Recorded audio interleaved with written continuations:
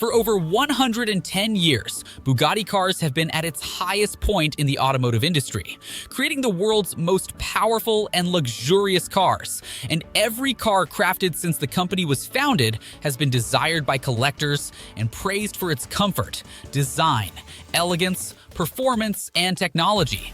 Join us as we take you on a journey back in time to meet the genius kid behind the invention of the world's most iconic cars and the journey that led him to greatness. So let the story unfold. Early life.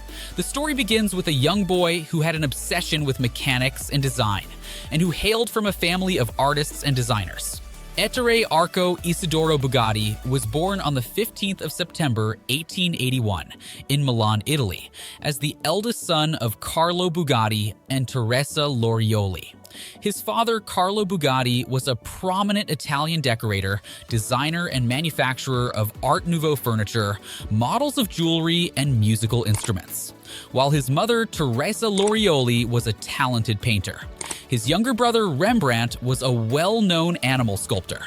His aunt, Luigia Bugatti, was the wife of the 19th century famous painter Giovanni Segantini, and his paternal grandfather, Giovanni Luigi Bugatti, was an architect and sculptor.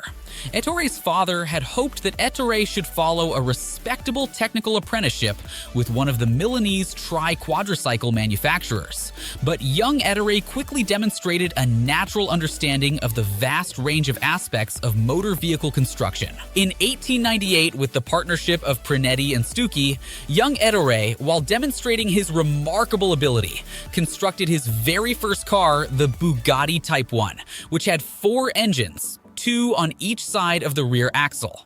Beginning of Ettore Bugatti's career. Paving his path as a car designer, Ettore Bugatti went on to develop a second prototype.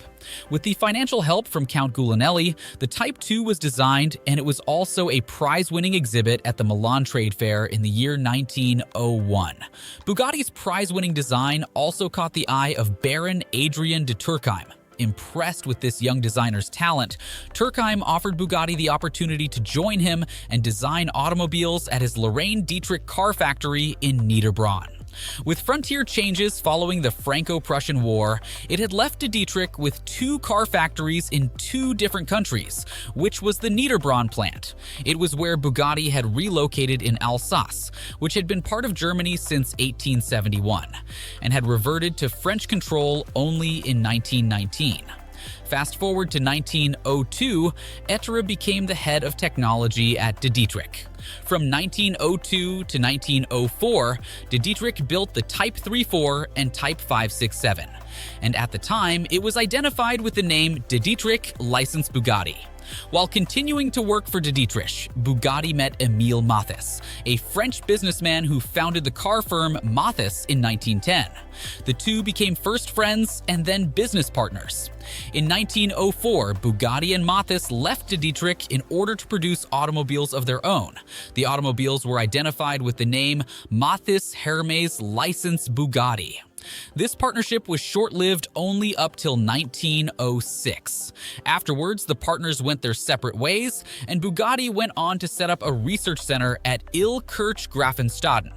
While collaborating closely with the Cologne-based Deutz company, Bugatti went on to showcase his talent by producing several prototypes. Bugatti was appointed production director with Deutz in 1907. This is where he designed the Type 89. Bugatti had an unquenching thirst for creating cars, and while working under Deutz, in 1913 in the basement of his home, Bugatti had created the Type 10. That same year, Bugatti also designed a popular small car, the Type 19 Bébé for Peugeot. Bugatti Automobiles. Even though Bugatti was born in Italy, with Bugatti's great talent and passion for cars, in 1909, he founded his automobile company, Automobiles e Bugatti, in the then German town of Molsheim in the Alsace region of what is now France. Bugatti's cars were not only known for their looks, but they were also known as some of the fastest, most luxurious, and technologically advanced road cars of its day.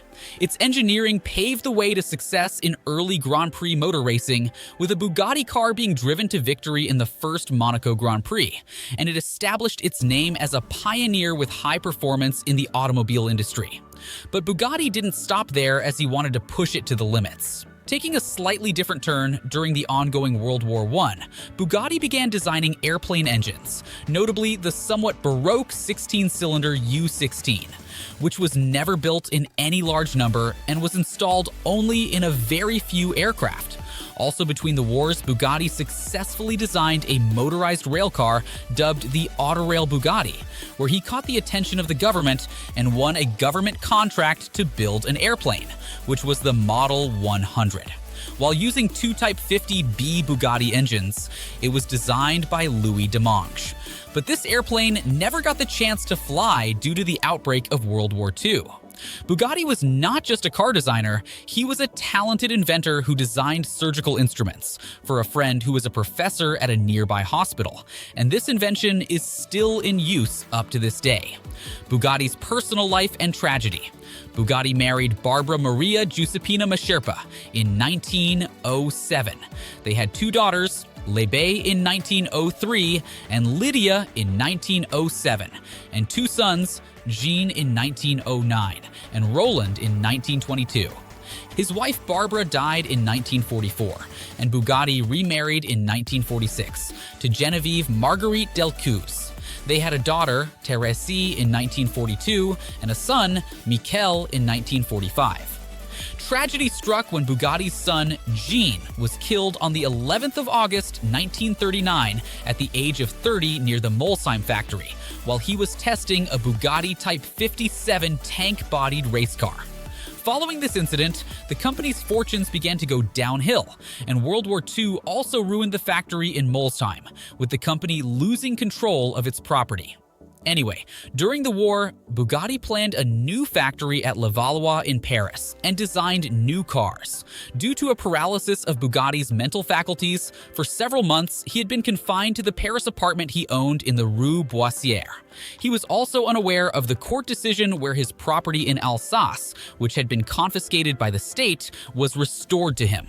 On 21st of August 1947, Bugatti died at the American hospital in the inner Paris suburb of Neuilly without having regained consciousness. He was buried in the Bugatti family grave at the municipal cemetery in Dorlesheim, near Molsheim, in the Basse-Rhin department of France. Bugatti was inducted into the Automotive Hall of Fame in 2000.